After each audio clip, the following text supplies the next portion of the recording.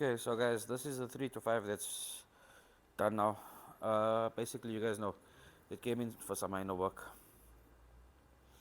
The power steering rack, we use the E36 brand new racks. It's a slight modification, but it's a good upgrade to the E30s. The door locks, this is part of the stuff that we've done here on the car, so we've just got all of that freshened up, all these bolts and nuts here freshened up. There was a lot of overspray on all these areas here. This car has been painted, even though it's an original vehicle. It's been standing for a while and it had a lot of faith, so they opted to spray the vehicle. This is now before the bang actually bought the car.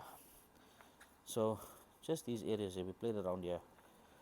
Small areas here, if you look at by the mud flaps, just getting these bolts and nuts done. Looking at the boot area, so just the latch, your switch, getting these guys all done nicely and cleaned out properly. So like I say, a lot of work has been done. There's been a lot of work done on the engine bay itself. So this latch here, there was a lot of overspray around here, so we just redone the nuts, the Phillips screws in that on this car, and basically that. We'll go through the engine bay now. The engine bay we done quite a bit of work on the engine bay. So we've taken the tappet cover off, we've taken the intake off, the thermostat housing, the throttle was stripped up completely, as you guys saw.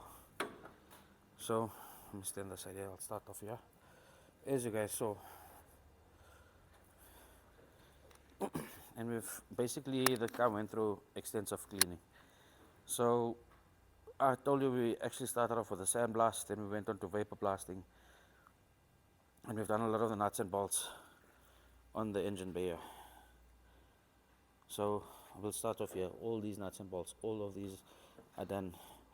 We've done the clutch bottle bracket.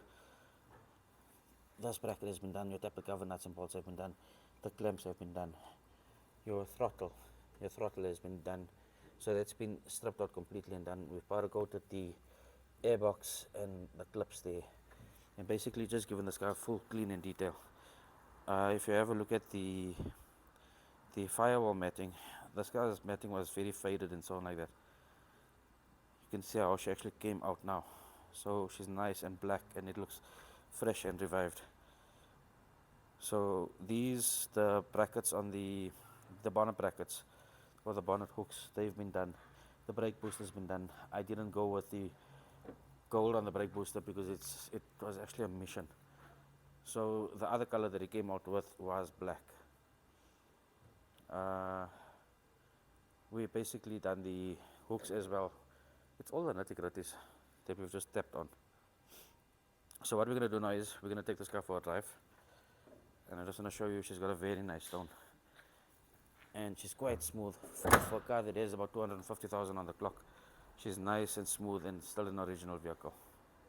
Okay, so as you can hear now, we're in the shop still pulling out, but this car's got a very nice deep tone.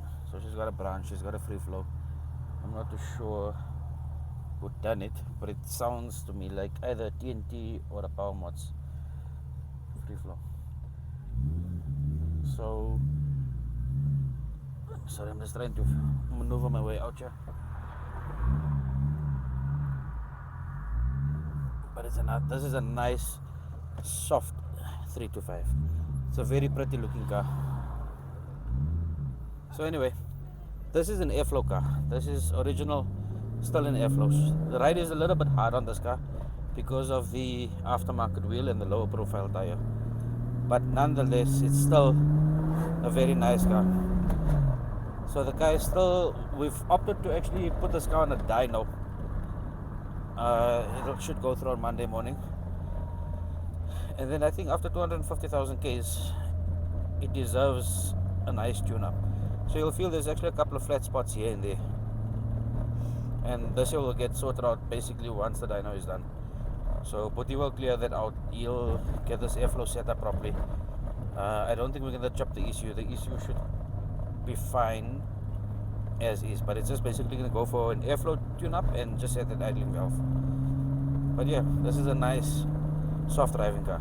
So this is the difference between an airflow meter vehicle and a car that's using a standard ECU as to a car that's using a management system.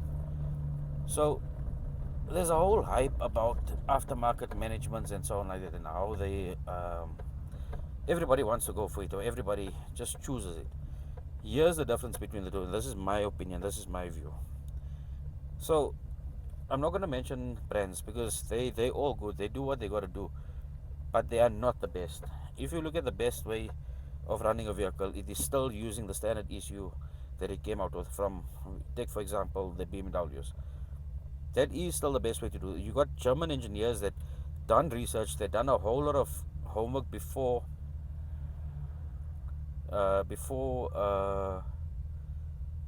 obviously putting it into the vehicle, as to us just assuming, okay, this is cool, we're basically running a crank sensor, running a temperature sensor, water temperature sensor, and so on like that. They run everything. There's a reason why there's so many sensors in a vehicle. There's a reason why they use all those sensors, and all those sensors give back information to the ECU, and it runs itself from there. And I say this respectively, I'm not an ECU technician, but this is what I found out, or what I've learned. And I've always been one for aftermarket managements until we've seen, see there, so she splutters and carries on, but she clears out, so this will get you not. But again, I'm going to say to you, I feel that a standard ECU with an airflow meter is still the best. The 2.9, a clean example is the Silver IS. That's a 2.9 liter, and we're running that on a chipped ECU, so it's got a Alpina chipped ECU in there. It's got a airflow meter. It's a 535 airflow. It's no secret to the game. It's been used before, and we managed to tune that car. So yes, you'll be able to get more power out of these vehicles running a management system, but it's not the only way and it's not the best way.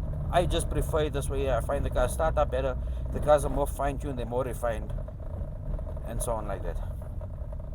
So what we're going to do is, on this car here, the only thing I would like to just touch base on is this license plate fault, the washer fluid, and the engine oil. So the engine oil, we've seen that the what's the name is plugged in, the sensor is plugged in. I don't know if the sensor is faulty. The washer fluid, because of the car's age, those sensors like to give a lot of crap. And the license plate, that's most likely a globe that's out. That's the only faults on the vehicle. See there. So she's a bit rough now, but she'll clear out. Again, there.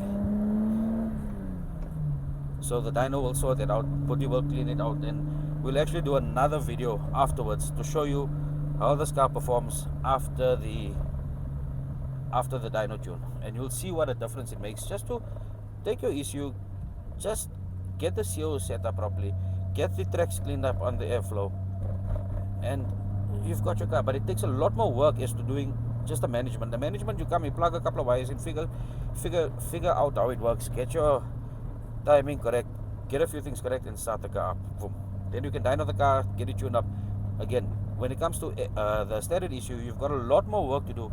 You've got to make sure that your airflow is right, make sure that the idling valve is right, make sure that your sensors are working, so your cold start switch, or your cold start switch and sensor, and your temperature switch and sensor works.